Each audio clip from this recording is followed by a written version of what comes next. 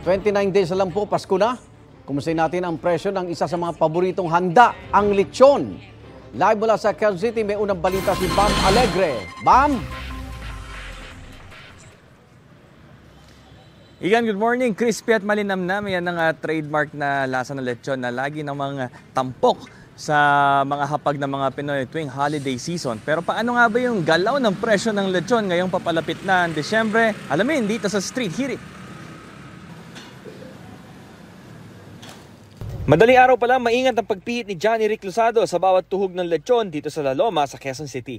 Sinasalansan ng mga uling para makuha ang world-class na lutong na trademark ng mga lechon dito. Nagsisimula na raw tumaas ang demand ngayon para sa lechon ngayong holiday season. Halos pare-paras lang din naman. Minsan pag malaki talaga yung hinahanap nila.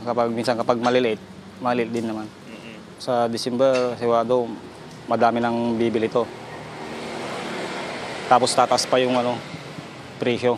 Ganito ang presyo ng lechon dito sa La Loma. Ang maliit, makakuha ng 7,000 pesos dati. Ngayon, 9,000 pesos na. Ang mas malaki naman, 20,000 pesos dati. Ngayon, 24,000 pesos na. At ang kada kilo, 1,200 pesos dati. Ngayon, magiging 1,500 pesos ngayong buwan ng Desyembre. Ayon sa National Federation of Hog Farmers, sapat ang supply ng baboy para sa mga lechonero. Si Rizaldo Arellano dumayo pa talaga para lang mamili ng lechon sa birthday na anak niya. Kahit pahirapan niya itong ibibiyahe sa motorsiklo papuntang Taguig, kailangan daw kasing may lechon sa handa. Mas mahalaga kung may lechon. Kasi masaya. May makitang may nakalapag sa mesa.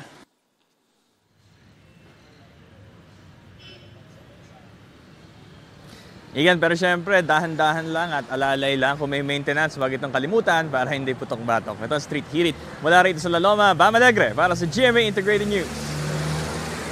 Igan, mauna ka sa mga balita, mag-subscribe na sa GMA Integrated News sa YouTube para sa iba't ibang ulat sa ating bansa.